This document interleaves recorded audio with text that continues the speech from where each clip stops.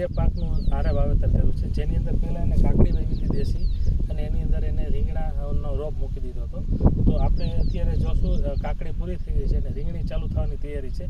રીંગણાની અંદર એ લોકોએ ઓસ્ટિન કંપનીની સુકન 4 રીંગણી વાવેલી છે, જે આપણે જોઈ શકો છો. જેનું ફળ હિતેશભાઈ તમે બતાવો, આ રીતનું એનું ફળ થાય છે, જેની અંદર અત્યારે આ ટાઈપના રીંગણા આવે છે, બરાબર છે. આ રીંગણાની ખાસિયત એ છે કે આ રીંગણું બજારમાં બીજી વેરાયટીના જે ભાવ આવે એના કરતાં આના બજાર ભાવ ઊંચા આવે છે.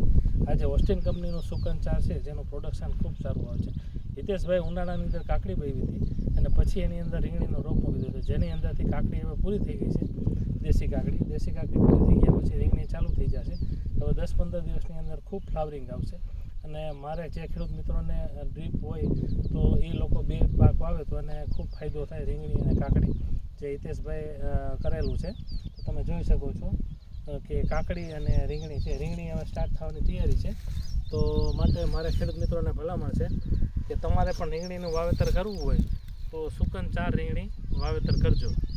અને આ પ્લોટ અત્યારે આવેલા છે આપણે લાખાપર હિતેશભાઈ ધીરુભાઈ કાનાણી, જે એક પ્રગતિશીલ ખેડૂત છે, જે અવનવી વેરાયટી મરચાંની અને રીંગણીની, ટમેટીની જાતો બધી અલગ અલગ વાવે છે. આભાર ખેડૂત મિત્રો.